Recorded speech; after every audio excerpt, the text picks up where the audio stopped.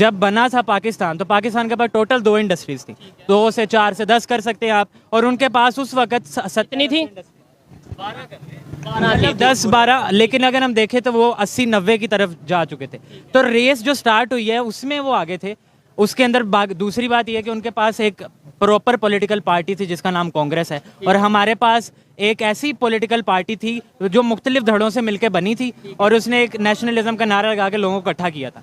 वो सब कुछ हो गया।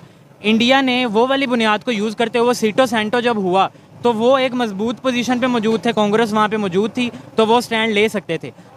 बात तो सही है दौड़ना तो पड़ता है। उसके धंधे के बारे में क्या? जी हाँ, तो दोस्तों welcome to my YouTube channel Indian refined. नमस्कार, आप कैसे हो? उम्मीद करता हूँ आप अच्छे रहोगे। मैं भी अच्छा हूँ। और आज हम एक वीडियो पे रिएक्शन करने वाले हैं।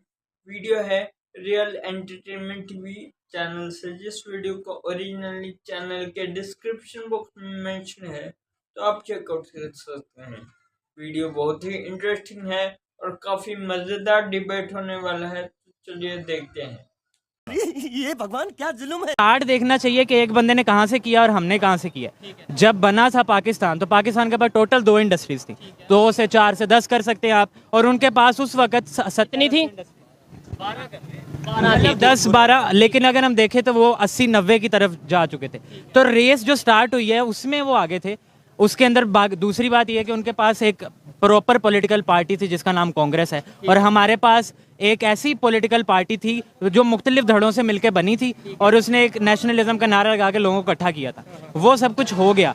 इंडिया ने वो वाली बुनियाद को यूज़ करते हुए सीटो सेंटो जब हुआ तो वो एक मजबूत पोजीशन पे मौजूद थे, कांग्रेस वहाँ पे मौजूद थी, तो वो स्टैंड ले सकते थे। हमारे यहाँ पे डिक्टेटर पावर में था। अब हम दे देते हैं इल्ज़ाम सारा पॉलिटिकल पार्टीज़ को, लेकिन सीटो सेंटो ना किसी पॉलिटिकल पार्टी ने साइन किया, वो एक डिक्टेटर ने साइन किया। अच्छा, इस बात से मैं एग्री करता हूँ कि वो सियासी पार्टीज पे हम जो सा वो इल्ज़ाम लगाने के लिए देखना चाहिए वो किया किसने। आपने ये बोला कि रेस स्टार्ट हुई, वो रेस में ही पहले थे, आगे थे, लेकिन मैं इस बात से थोड़ा सा डिसएग्री करता हूँ। 80s तक हमें ये जब हम बुक्स में पढ़ते हैं बताया जाता है पाकिस्तान एशियन टाइगर था, पाकिस्तान बहुत तेज़ी से GDP और ये सब कुछ बेहतर चल रहा था, इंडिया में गुर्बत थी। अब तब हमें याद नहीं था आ रहा कि वो रेस में हमारे से आगे थे। तब तो हम मतलब ये कहते थे वहाँ वॉशरूम नहीं है, वहाँ टॉयलेट नहीं है, वहाँ गुर्बत बहुत है। आज हम ये कहते हैं कि वो रेस में आगे थे, तो मतलब नहीं, रेस में आगे से मुराद ये थी कि जो आपने मुझसे सीटो सेंटो का सवाल किया ना, कि सीटो सेंटो में इंडिया नहीं गया, हम गए। मैंने उसका जवाब दिया कि इंडिया के पास बारगेनिंग पोजीशन थी, इसलिए वो नहीं गए। हमारे पास वो बारगेनिंग पोजीशन नहीं थी। दूसरा, जब हम करते हैं कि जी 2000 हाँ कि जी 9/11 हुआ, हम चले गए, एक बाहर वाली फॉरेन वॉर का हिस्सा बन गए, तब भी बारगेनिंग पोजीशन हमारे पास क्या थी? ठीक है, उस पर भी बहस हो सकती है कि थी, हमें थोड़ा कम कर लेना चाहिए था, लेकिन बारगेनिंग पोजीशन नहीं थी। दूसरी बात ये कि इकोनॉमी की बुनियाद 1990s तक ये बात बहुत पॉपुलर है कि जी इंडिया जो है वो 1990s तक पाकिस्तान और इंडिया बराबर थे, पाकिस्तान आगे जा रहा था, एशियन टाइगर थे, कहा यह जाता है। हाँ, कहा यह जाता है, लेकिन बुनियादें हम नहीं देखते। हम भूल जाते हैं कि रूट्स क्या थी। हमारी इकोनॉमी की जो उस वक्त पोजीशन थी उसकी रूट्स ये थी कि हमें फॉरेन एड आ रही थी, आर्टिफिशियल एक हमने बबल क्रिएट किया हुआ था, वो बाद में बस्ट हो गया। इंडिया ने 1990s में IITs पे पैसा लगाया। आज वो IITs के जरिए लोगों को वो गूगल पे चेयरमैन जो CEO बन जाते हैं, जो एक पॉपुलर बात बड़ी ऑर्गेनाइजेशन, मल्टीनेशनल कंपनीज, यूट्यूब कह लें आप या माइक्रोसॉफ्ट, बिल्कुल ऐसे। वो क्या होता है कि इकोनॉमी की जो पूरा सर्कल है ना, वो एंटरप्रेन्योरशिप के ऊपर जब खड़ा होता है,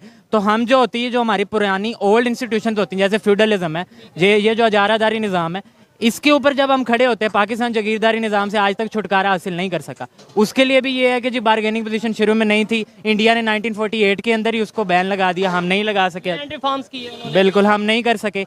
तो हमारी इकोनॉमी की बुनियाद हमेशा क्या रही है कि जगीरों पे हमने पैसा कमा लिया, इन चीज़ों पे। उन्होंने 1990s में फैसला कर लिया कि अब हम ओल्ड इंस्टीट्यूशंस पे रिलाई नहीं करेंगे, हम अब एंटरप्रेन्योरशिप को हम देंगे, हम उसको सराहेंगे, और हो गया। तो उसकी वजह से आज मेरे ख्याल से चेंज, तब भी पाकिस्तान कोई बहुत अच्छी पोजीशन पे नहीं था, ये सिर्फ पॉपुलर ओपिनियन बनाने के लिए 1980s में जो ज़िया ने हमारे यहाँ पे आगे एक्सट्रीमिज्म फैलाया, उसको जस्टिफाई करने के लिए ये सारी बातें। एक्सट्रीमिज्म या इस्लामिज्म? एक्सट्रीमिज्म, मैं तो उसको एक्सट्रीमिज्म ही कहूँगा, क्योंकि पंजाब के अंदर बैठे लोगों के लिए उसको इस्लामिज्म कहना आसान बात है, लेकिन हमारे भाई यहाँ गिलगित बल्तिस्तान से भी बैठे हैं, इन्होंने उन चीज़ों का असर देखा है कि शिया सुन्नी जो लड़ाइयाँ हुई हैं, वो एक्सट्रीमिज्म फैलाया गया, इस्लामिज्म हरगिज़ नहीं फैलाया। बड़े नारे लगे हम उस जी करूँगा ये जो आपने कहा ना कि हम एक आर्टिफिशियल बबल के अंदर थे और हमें फ़ॉरेन एड्स आ रही थी, बिल्कुल ठीक है। लेकिन इसके अंदर भी एक चीज़ है कि जो हमने ये सुना है कि यूरोप के जो दौर है वो डेकेड ऑफ डेवलपमेंट है, बिल्कुल थी। अच्छा, ये बिल्कुल थी, लेकिन इस डेकेड ऑफ डेवलपमेंट्स के अगर हम कॉन्सिक्वेंसेस देखते हैं लेटर ऑन पाकिस्तान की इकोनॉमी के अंदर, अब देखें ना, जब यूरोप का इरा ख़त्म होता है और भुट्टो का इरा स्टार्ट होता है तो पाकिस्तान की इकोनॉमी बहुत ज़्यादा बुरे हालात में चली जाती है। इसी वजह से हम देखते हैं, अच्छा ये क्यों ऐसा हुआ कि हम तो बहुत ज़्यादा डेवलपमेंट में थे तो एक सडन डिक्लाइन आता है, इसकी वजह क्या थी? तो मैं एकेडमिकली उसमें थोड़ा सा ये कहा जाता है वो 1971 में थोड़ी वार वो सुने, मैं आपको एक आर्गूमेंट बिल्डअप करने दें, मैं इसको एकेडमिकली लिंक करूंगा। ये सैयद अकबर जैदी अपनी बुक में लिखता है पाकिस्तान इकोनॉमी के अंदर। वो ये कहता है कि मसला ये था कि उस वक्त हम ग्रो कर रहे थे, लेकिन वो ग्रोथ किस चीज़ की थी? इंडस्ट्रियलाइजेशन की थी। अब हमने देखना है कि पाकिस्तान की जो जितनी भी पॉपुलेशन है वो बहुत ज़्यादा पॉपुलेशन जो थी वो बेस थी लैंड पे।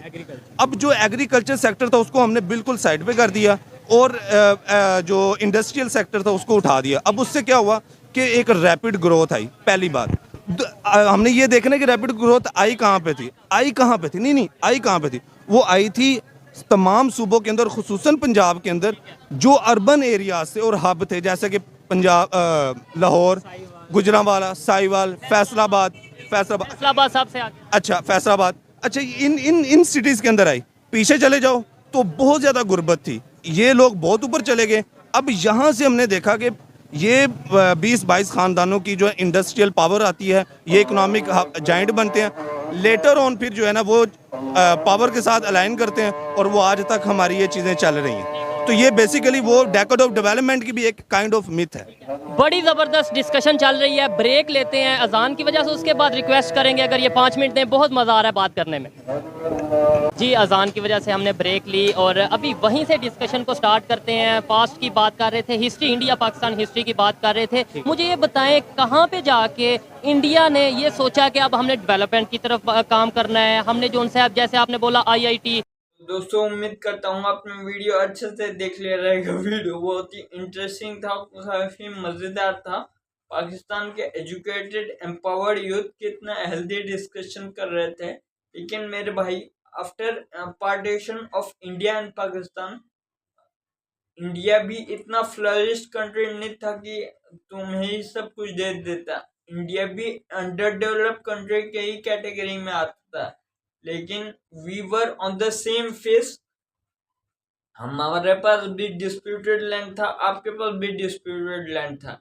लेकिन अमेरिका, आप फॉरेन फंडिंग आपको मिलता था, तो उस फॉरेन फंडिंग का आप अच्छे जगह पे इस्तेमाल करके कुछ बेहतर कर सकते थे, अपनी इकोनॉमी को सुधार सकते थे। लेकिन आपने गलत चीजों पे ध्यान दिया और मतलब ये कौन सा बात है कि वीवर इन द हम रेस से बहुत आगे थे और पाकिस्तान बहुत पीछे था। This is not the condition. और जहां तक रही बात गिलगित बल्तिस्तान की, तो मेरे भाई, पहले आपको अपने इंटरनल इश्यूज को रिजोल्व करने चाहिए जो पाकिस्तान में करंटली हो रहा है, नहीं तो वो बहुत टर्मोइल ले सकता है। जैसे गिलगित बाल्टिस्तान, KPK, फिर बलूचिस्तान, फिर आप मुकाम। तो उम्मीद है आपको ये वीडियो अच्छा लगा होगा। वीडियो अच्छा लगा हो तो चैनल को do like, subscribe and share और कमेंट भी कीजिए। और तब तक के लिए जय श्री राम, वंदे मातरम एंड जय हिंद।